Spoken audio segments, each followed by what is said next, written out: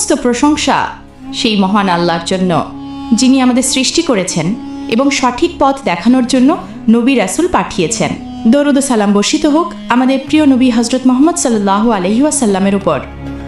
প্রিয় দর্শক, আজ আমরা দ্বিতীয় পর্বে জানব যে ফেরাউন নিজেকে জনগণের খোদা বলে দাবি করার ফল কি হলো। আপনার উপকারের জন্য কৃতজ্ঞতা জানাতে সেই বৃদ্ধ ছিলেন শুআয়ব আলাইহিসসালাম। অধিকাংশ মুফাসসিরের মতে মুসা আলাইহিসসালাম শুআয়ব আলাইহিসসালামকে তার পুরো ঘটনা শোনালেন। শুআয়ব আলাইহিসসালাম বললেন, ভয় পেও না, এখন তুমি জালিমদের হাত থেকে নিরাপদ। শুআয়ব আলাইহিসসালামের বড় কন্যা বাবার কানে কানে বলল, আব্বা, একে কাজে রেখে দিন, তিনি চরিত্রবান ও শক্তিশালীও বটে।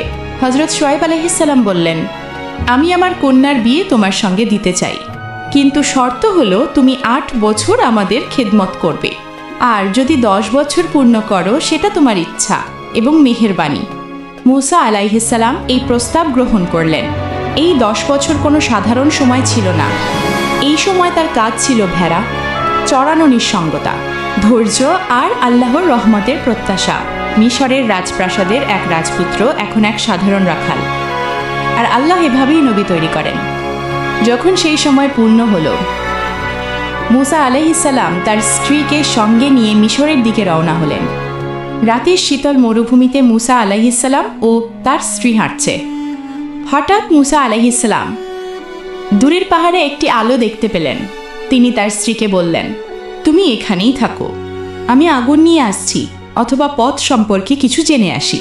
কিন্তু সেই আলো আগুন ছিল না। যখন মুসা আলাইহিসসালাম কাছে গেলেন, একটি আওয়াজ ভেসে এলো, হে মুসা। মুসা আলাইহিসসালামের শরীর কেঁপে উঠল। অদৃশ্য শব্দটি আবার বলে উঠল, ভয় পেও না, আমি তোমার রব। তোমার জুতা খুলে ফেলো, তুমি পবিত্র তুয়া উপত্যকায় অবস্থান করেছ। আমি তোমাকে নবী হিসাবে নির্বাচিত করেছি। অতঃপর অদৃশ্য থেকে মহান আল্লাহর বাণী এলো, ফেরাউনের কাছে যাও, সে সীমা লঙ্ঘন করে ফেলেছে। তোমার লাঠি একটি নিদর্শন, আমি এতে বিশেষ শক্তি দান করেছি। মুসা আলাইহিসসালাম তার হাতের লাঠিটি মাটিতে ফেলে দেওয়া মাত্রই তিনি দেখতে পেলেন এটি একটি দানবীয় সাপে রূপান্তরিত হয়েছে। মুসা আলাইহিসসালাম আবারও ভয় পেয়ে গেলেন। আল্লাহ বললেন, ভয় পেও না মুসা, তুমি এটিকে শক্ত করে হাত দিয়ে ধরো। মুসা আলাইহিসসালাম সেই সাপটিকে শক্ত করে ধরা মাত্রই পুনরায় সেটির লাঠিতে রূপান্তরিত হলো। এছাড়াও মহান আল্লাহর হুকুমে মুসা আলাইহিসসালামের হাতে আলোকিত নূর জ্বলতে থাকল। আল্লাহ বললেন, যাও, ফেরাউন অহংকারী হয়ে গিয়েছে, হয়তো সে ঈমান আনতে পারে। মুসা আলাইহিসসালাম বললেন, হে আমার রব, আমার জিহ্বায় জড়তা আছে, আমার ভাই হারুন আলাইহিসসালামকে আমার সাহায্যকারী করে দাও। আল্লাহ বললেন, তোমার দোয়া কবুল করা হয়েছে।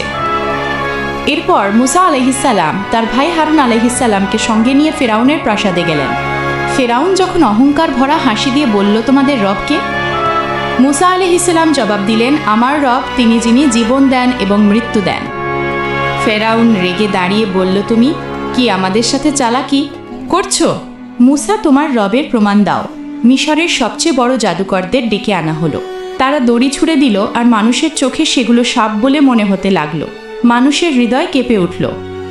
কিন্তু মুসা আলাইহিসসালাম শুধু তার লাঠি তুললেন এবং মাটিতে রেখে দিলেন। সেই লাঠি একটি বাস্তব বিশাল সাপে পরিণত হলো, আর সেই সাপ জাদুকরদের বানানো। সব সাপ গিলে ফেলল। জাদুকররা আতঙ্কিত কণ্ঠে বলল, এটা জাদু নয়, এটা আল্লাহর কুদরত। তারা সবাই সেজদায় লুটিয়ে পড়ল। ফেরাউনের অহংকার আরও কঠোর ও গভীর হয়ে উঠল। সে চিৎকার করে বলল, এসব মিথ্যা, আমি একমাত্র রব। অহংকারী ফেরাউন তার নিজের আনা জাদুকরদের হাত কেটে দিল। শুধুমাত্র এই অপরাধে কেন তারা মুসার উপর ঈমান আনল? পবিত্র কোরআনে আল্লাহ বলেন, সেই জাদুকরদের ঈমান এতই দৃঢ় ছিল যে তারা বলল, হে ফেরাউন, তোমার যা ইচ্ছা করো, কিন্তু আমরা মুসার খোদার উপর ঈমান এনেছি, কারণ আমরা স্পষ্ট আসমানি নিদর্শন দেখতে পেয়েছি। তারপর আল্লাহ ফেরাউন ও তার জাতির উপর আযাবের প্রথম নিদর্শন পাঠালেন। মিশরের জমিনে নেমে এলে এক ভয়ঙ্কর ঝড় ও বন্যা। এটা শুধু পানির ঢল ছিল না, এটা ছিল আযাবের পানির প্লাবন, যা তাদের ফসল ধ্বংস করে দিল। তাদের সুফলা ক্ষেত ডুবে গেল। তাদের রুজিরুটির সব ভরসা নিশ্চিহ্ন হয়ে গেল। যখন ঝড় থেমে গেল আর মানুষ ভাবল হয়তো এবার কিছুটা স্বস্তি মিলবে, তখনই এলো আরেকটি আযাব, পঙ্গপালের আযাব। এক বিশাল পঙ্গপালের দল এসে জমিনের সবুজের শেষ চিহ্নটুকু খেয়ে ফেলল। এরপর পাঠানো হলো আর এক আজাব, উকুনের আজাব। সেটি শুধুমাত্র মাথায় নয়, মানুষের দেহে লেগে থাকত, শরীরে ক্ষত সৃষ্টি করত, যা মানুষকে যন্ত্রণায় অতিষ্ঠ করে তুলত। এই আজাবগুলো প্রতিটি মুহূর্তে মনে করিয়ে দিত, এই শক্তি আল্লাহর কুদরত, তোমাদের ক্ষমতা নয়। এরপর এলো আরেক ভয়ঙ্কর আজাব। চারদিক থেকে ব্যাঙ ছড়িয়ে পড়তে লাগলো। এটি কোনো প্রাকৃতিক মৌসুমী ঘটনা ছিল না, বরং এটি ছিল এক নীরব আজাব, যা শব্দ ছাড়াই আতঙ্ক সৃষ্টি করেছিল। তারপর নেমে এল পঞ্চম আজাব। মিশরের পানি রক্তের মতো লাল হয়ে গেল, সব মিঠা পানির মাছ মরে ভেসে উঠল, পচা মাছের সংস্পর্শে পানি হয়ে গেল নোংরা, দূষিত ও দুর্গন্ধময়। তবুও ফেরাউন বলতে থাকলো, এসব মুসার জাদু, এসব মুসার জাদু। কোরআনে আল্লাহ তাআলা ফেরাউনের উপর পাঠানো এইসব আজাবের কথা উল্লেখ করেছেন। আর এসবের মধ্যে শুধু আজাবে ছিল না, বরং মুসা আলাইহিস সালামের মুজিজাও অন্তর্ভুক্ত ছিল।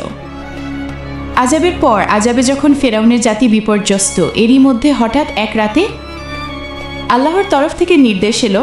মুসা আলাইহিস সালামকে আল্লাহ বললেন, রাতের বেলায় নিজ জাতিকে নিয়ে মিশর ছেড়ে বেরিয়ে যাও। মুসা আলাইহিস সালামের জাতি নীরবে নিজেদের প্রয়োজনীয় মালামাল গুছিয়ে নিয়ে দাসত্বের শেকল ছেড়ে রওনা হলো।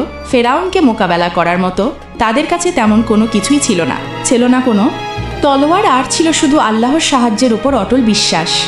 সকাল হলেই আজাবে বিপর্যস্ত ফেরাউন দেখল মিশর থেকে বনি ইসরায়েলের মানুষ উধাও হয়ে গেছে। তার অহংকার আবার জেগে উঠল।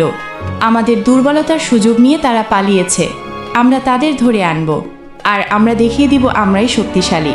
শুধুমাত্র মুসার উপর পূর্ণ ভরসা নিয়ে বনি ইসরায়েলের জাতি সমুদ্রের তীরে এসে পৌঁছালো। সমুদ্র তাদের সামনে অত্যন্ত গভীর ও ভয়ঙ্কর মনে হচ্ছিল। বনি ইসরায়েলের লোকেরা ভয় পেয়ে বলতে লাগলো, আমরা তো ভয়ানক বিপদে ফেসে গেছি, সমুদ্রের এই ঢেউ আমাদেরকে ডুবানোর অপেক্ষায় আছে, আমাদের পেছন থেকে ধেয়ে আসছে মৃত্যুর বাহিনী। মুসা আলাইহিস সালাম বললেন, কখনোই না, আমার রব আমার সঙ্গে আছেন, তিনি আমাদের নিশ্চয় পথ দেখাবেন। আল্লাহ মুসা আলাইহিস সালামকে আদেশ দিলেন, হে মুসা, তোমার লাঠি দিয়ে পানিতে আঘাত করো। মুসা আলাইহিস সালাম আল্লাহর আদেশ মেনে নিজের হাতের লাঠি দিয়ে সমুদ্রের পানিতে আঘাত করলেন। পানি দুই ভাগে বিভক্ত হয়ে দুই পাশে উঁচু প্রাচীরের মতো দাঁড়িয়ে গেল, আর মাঝখানে প্রস্তুত হয়ে গেল একটি শুকন পথ। মানুষ চিৎকার করে উঠল। বনি ইসরায়েলের ঈমান আরও মজবুত হয়ে গেল, আর তারা সেই পথ ধরে চলতে শুরু করলো। মুসা এটা কিভাবে করলো? এটা আল্লাহর কুদরত, তিনি চাইলে সবই করতে পারেন। ইতিমধ্যে ফেরাউন ও তার সেনাবাহিনী ও সমুদ্রের তীরে পৌঁছে যায়। ফেরাউন এসে সমুদ্রের মাঝখানে তৈরি হওয়া অলৌকিক রাস্তা দেখে বলল, এটাও মুসার জাদু, ভয় পেও না, এমন রাস্তা তো আমরাও তৈরি করতে পারি, আমাদেরকে কেউ থামাতে পারবে না। সে তার ঘোড়া আর সৈন্যদের নিয়ে পানির মাঝখানে তৈরি সেই বিশাল আকৃতির দেওয়ালের ভিতরে ঢুকে পড়ল। তার অহংকার এতটাই গভীর ছিল যে সত্য প্রমাণিত হওয়ার সব নিদর্শন দেখেও সে মানতে রাজি হলো না। যখন বনি ইসরায়েলের শেষ মানুষটি সমুদ্র পার হয়ে গেল, আল্লাহ হুকুম দিলেন, পানিকে আবার মিলিয়ে যাও, সমুদ্রের রাস্তা বন্ধ করে দাও। আর ঠিক তখনই পানি ঘরের ছাদের মতো ধসে পড়তে লাগলো। দানবীয় ঢেউ চারদিক থেকে ফেরাউন আর তার বাহিনীকে ঘিরে ফেলল। প্রতিটি ঘোড়া, প্রতিটি সৈন্য, সবাই সমুদ্রের অতল গহ্বরে ডুবে গেল। যখন ফেরাউনের ডুবে যাওয়ার শেষ মুহূর্ত এসে গেল, তখন ফেরাউনের চোখ খুলে গেল। সে তৎক্ষণাৎ বলে উঠল, আমি ঈমান আনলাম সেই রবের উপর, যার উপর বনি ইসরায়েল ঈমান এনেছে, কিন্তু সেই সময় আর তার ঈমান কবুল করা হলো না। আল্লাহ বললেন, আজ আমি তোমার দেহকে রক্ষা করব, যাতে কিয়ামত পর্যন্ত মানবজাতির জন্য তার নিদর্শন হয়ে থাকে। হযরত আসিয়া, যিনি ছিলেন ফেরাউনের স্ত্রী, কোরআনে তার উল্লেখ রয়েছে, তিনি আল্লাহর হুকুমে ঈমান এনেছিলেন। নিজ ঘরের মধ্যেই ফেরাউনের অত্যাচারের ভিতরে ইবাদতের মাধ্যমে নিজেকে হেফাজতে রেখেছিলেন। আল্লাহ তার জন্য জান্নাত প্রস্তুত করেছেন। এই ঘটনা প্রমাণ করে দুনিয়ার সবচেয়ে বড় অহংকারীও শেষ পর্যন্ত মৃত্যুর কাছেই পরাজিত হয়। আল্লাহ তাআলা আমাদের সঠিক বুঝ দান করুন এবং ইসলামের পথে চলার তৌফিক দান করুন, আমিন। প্রিয় দর্শক, চ্যানেলটি সাবস্ক্রাইব করে পাশে থাকুন। ধন্যবাদ।